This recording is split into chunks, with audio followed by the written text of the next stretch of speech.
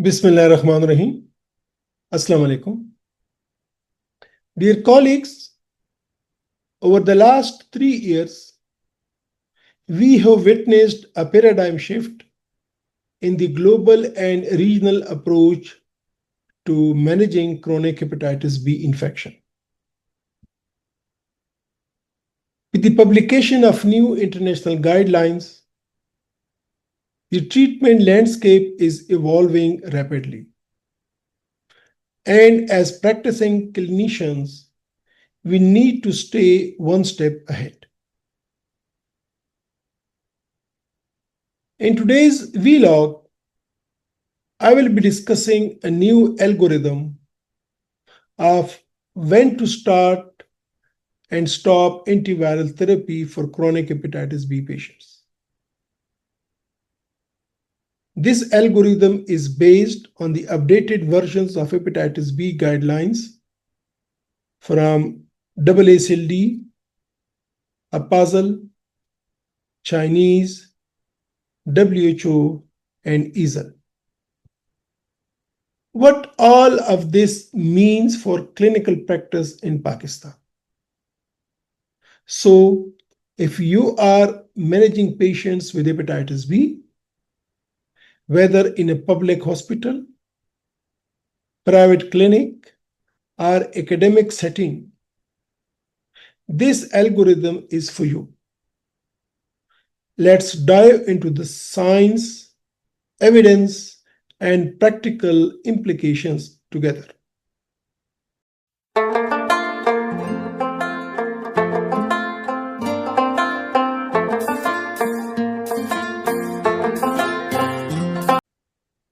Bismillahirrahmanirrahim. When a patient is found to be HBs antigen positive and that patient comes to you, the two questions which comes in mind are when to start treatment in this patient and then when to stop treatment in this patient. And in today's lecture, we shall try to find out the answers of these two questions. So we start from the first question, when to start treatment in a patient found to be HBs antigen positive. Over last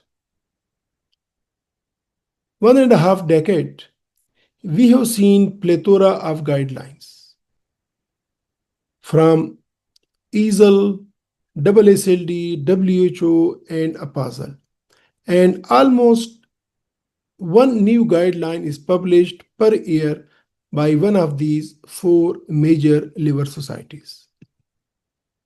And what we saw in the last 3 years, in 2023, the Chinese guidelines, they were published. In 2024, the WHO guidelines, they were published. And now in this year, the EASL guidelines have published. And what I'm discussing with you, it is in the line of all these 3 guidelines, how to translate these guidelines into clinical practice in Pakistan. So we start from a patient. Patient has come to us with HBs antigen positive, and 2 questions, whether should we treat this patient or we should not treat, just do the follow-ups. To reach these 2 questions or to decide whether this patient needs treatment or does not need treatment, just needs follow-up, there are 3 steps. In the first step,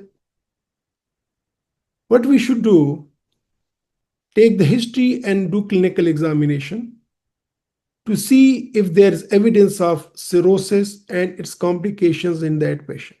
And you know what are the history findings and examination findings of a patient having liver cirrhosis. Then do the abdominal ultrasound. And we do the abdominal ultrasound for evidence of cirrhosis, portal hypertension, and if there is any liver mass. Then comes the non-invasive testing, which includes APRI, FIB4, and FibroScan. And the results of these we can divide our patients into three main categories: those with insignificant fibrosis, F0 and F1, and those having significant fibrosis, F2 and F3, and those patients if they have got F4 fibrosis, which means they are cirrhotic. Then the third step is doing the DNA quantification, the quantitative PCR, and to see whether the PCR is detected or undetected. If the PCR is detected, then viral load is more than 2000 or less than 2000. These are the reference figures. Then do the serum ALT. The ALT upper limit of normal in men is considered to be 35, and for women and girls it is considered to be 25. So if in male and boys it is more than 35, this is abnormal, or if it is within 35. Similarly, 25 for women and girls if it is more than that or less than that.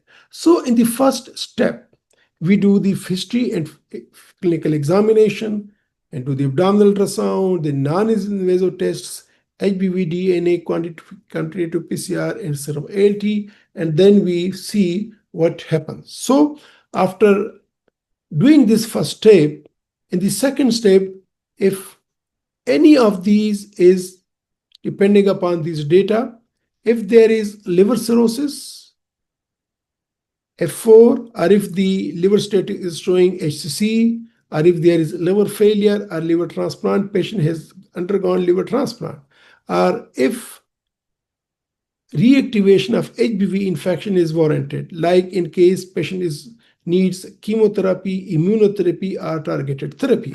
So in the first step, the history and the clinical examination and the workup will tell us what is the liver status and if there is reactivation of HBV infection is possible. So any one of these is present, whether your patient has got liver cirrhosis, or the patient has got HCC, or the patient is in liver failure, or a liver transplant patient, or if there is in the risk of HBV reactivation, whether, for example, the patient needs chemotherapy or immunotherapy or targeted therapy. So if any one of these risk factors are present, you straight away start this patient on treatment.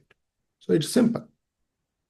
But remember, the step number one is vital. The proper assessment and categorization of the patient is important.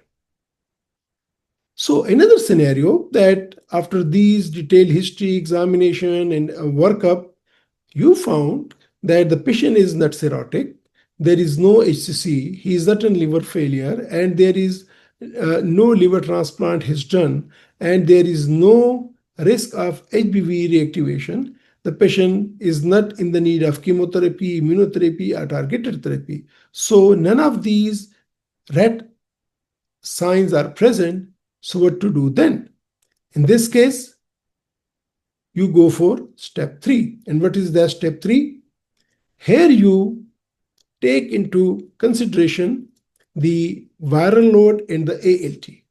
If the viral load which you checked in the workup is more than 2000 and ALT is more than normal, upper limit of normal, it means in men and boys it is more than 35, and in women and girls it is more than 25. If this is the scenario, if this is the case, you straight away start this patient on treatment.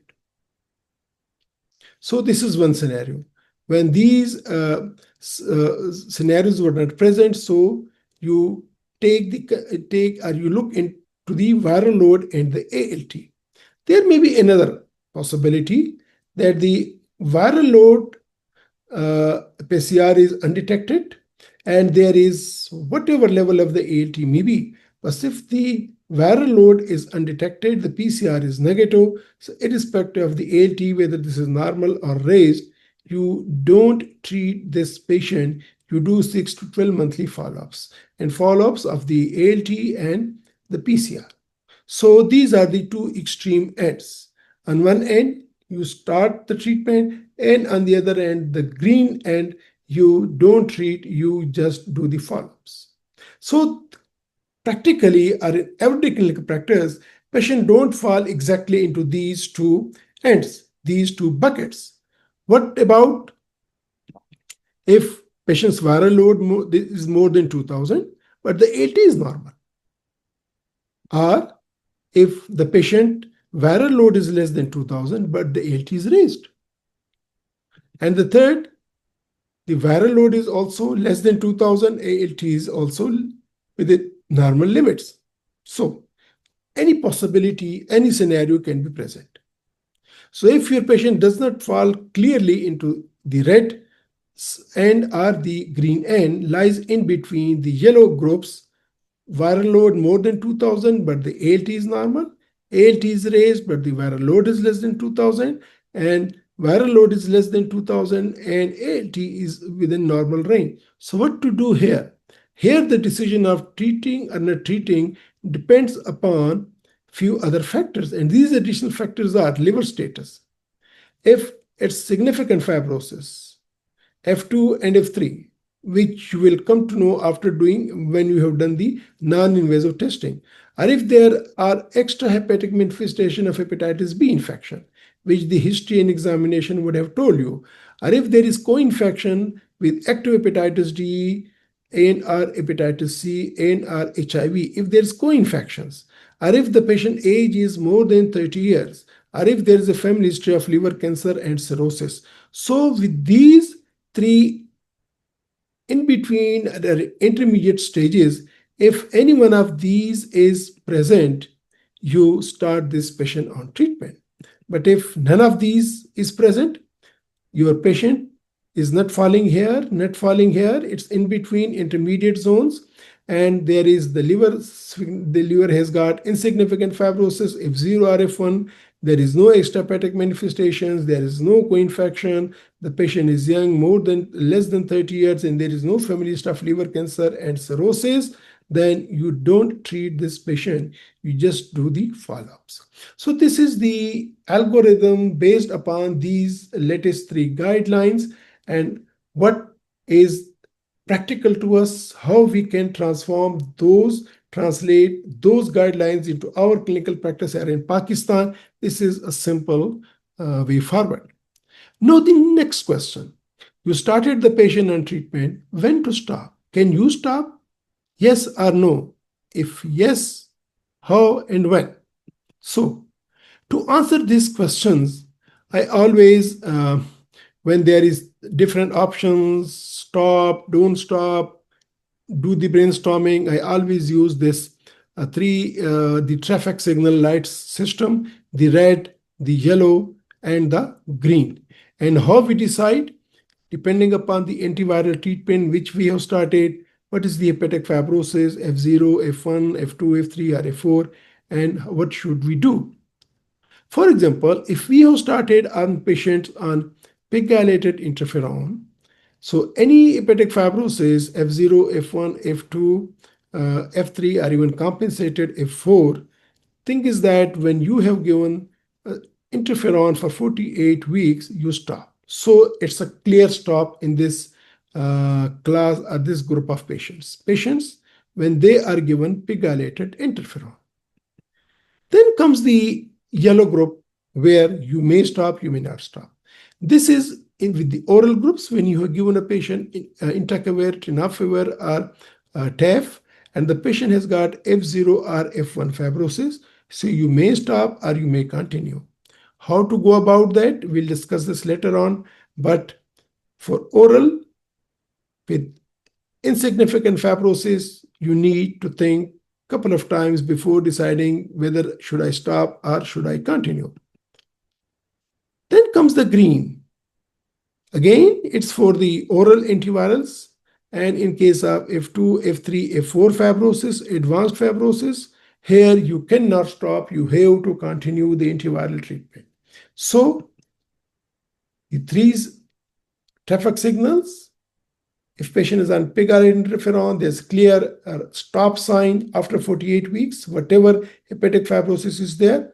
But if the patient is being started on orals, then if the patient has got insignificant fibrosis, you may stop. But if the patient has got significant fibrosis or cirrhosis, you cannot stop. You have to continue your antiviral treatment.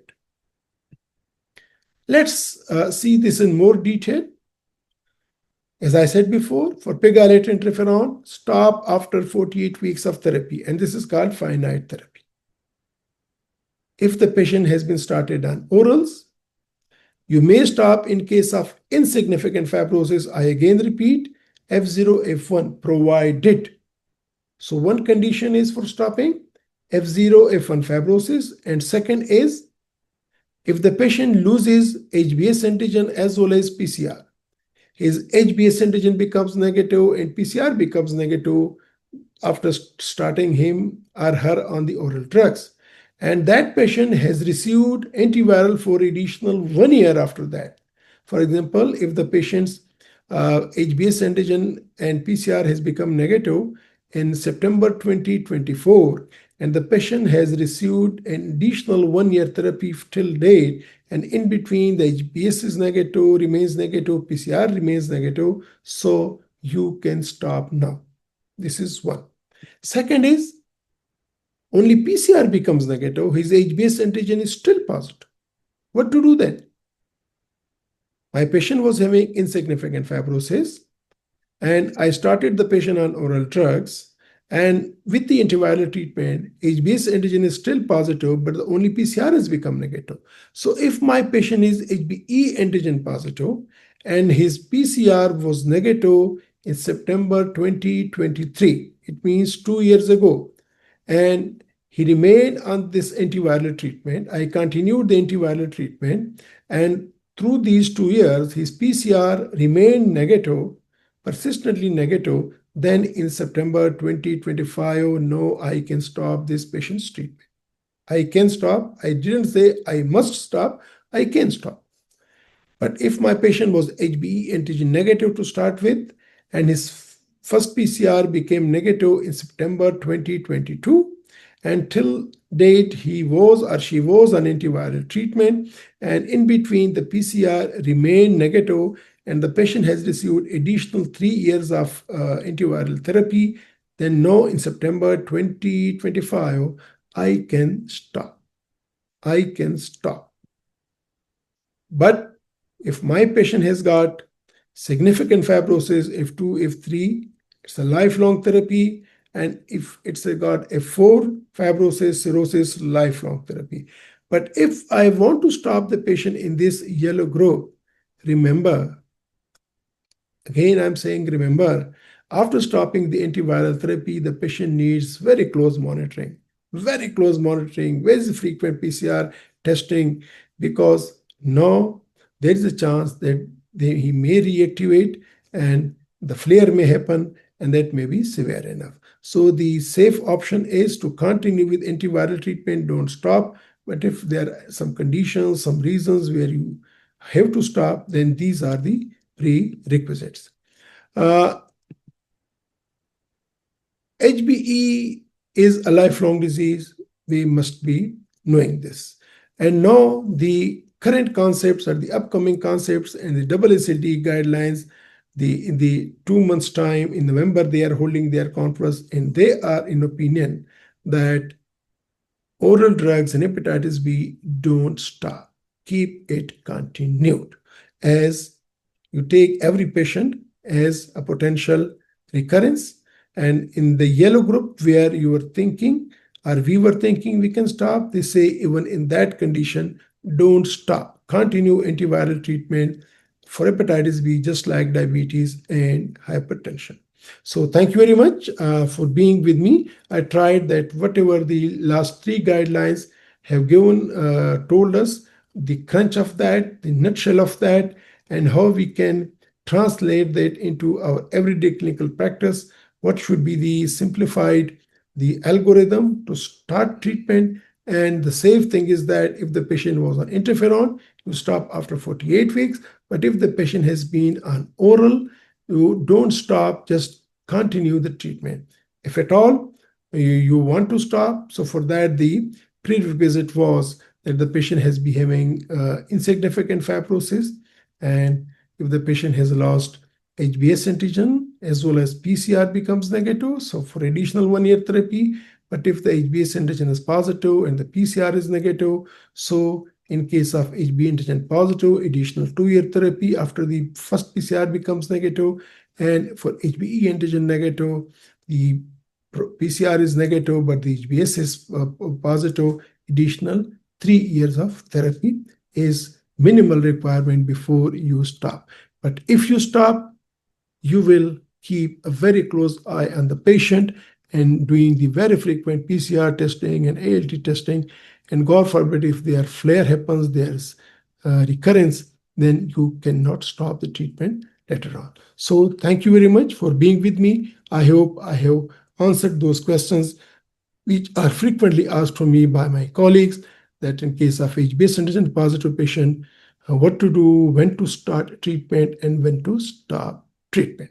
I end here. See you in another vlog on some another topic. Till then, take care. Khuda Hafiz.